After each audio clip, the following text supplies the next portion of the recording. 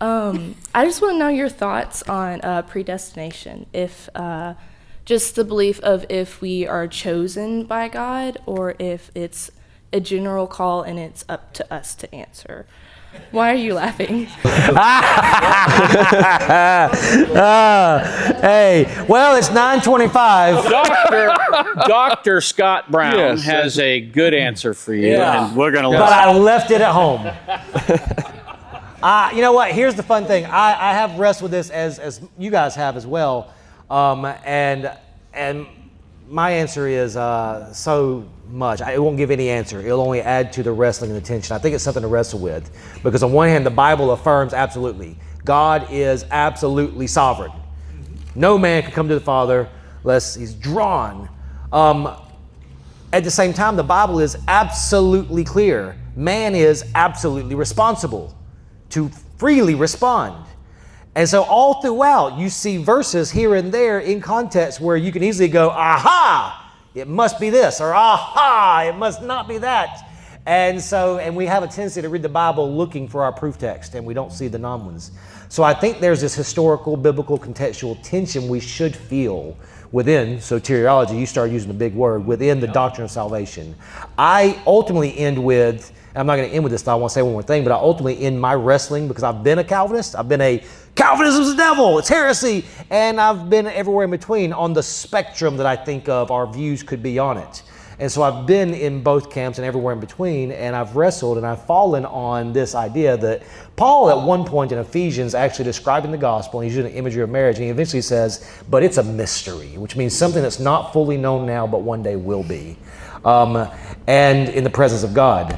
And so right now, if Paul describes the way the gospel works as a mystery, me too. Here's what I do know is I don't know exactly how it works, but I do know it works. And I have a command to share the gospel with every creature under heaven. And they have a command to respond to the gospel. And how that works, man, I tell friends all the time, we need to pray like Calvinists. God does it all. And we need to work like it all depends on us. We need to share the gospel with our guts. And we need to pray with our guts. But ultimately, the tension is most beautiful in John chapter 6, in my opinion. When you read John chapter 6, you see these verses like this in the same set of red letters, same Jesus, same context, same audience. He says things like, all the Father has given me will come to me. Has given, the phrase refers to something that has already happened and yet bears present and future continued results. Yes.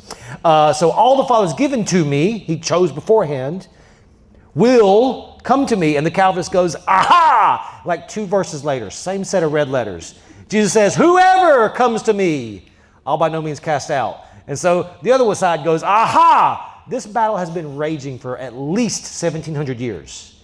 And the best minds have come and gone and not been able to wrap a bow on it. So good luck. It's really just both and. Yeah. It's both and. It's 2 sides of the same coin. Yes. You're predestined, but you have free will. Yes. Enjoy. Only a truly sovereign God could give you free will. Right. Yeah, exactly. And Charles Spurgeon was asked, how do you reconcile predestination, free will? And he said, you don't reconcile friends. Yeah. Exactly. You don't reconcile friends.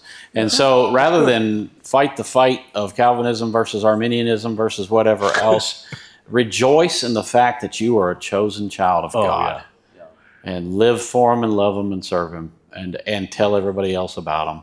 And maybe one final thought is, any doctrine, whichever one you are on that, any doctrine that makes you proud, I'm not saying either one does, but if you allow any doctrine like that, well, I'm the elect and you're not, so there, that's why you don't understand this. Or you're a Calvinist, you're stupid, like I've heard people say. Any way you take that to use as a battering ram or axe against people, or make yourself proud that you've got it all figured out, it's a pretty good guarantee you're in a wrong place.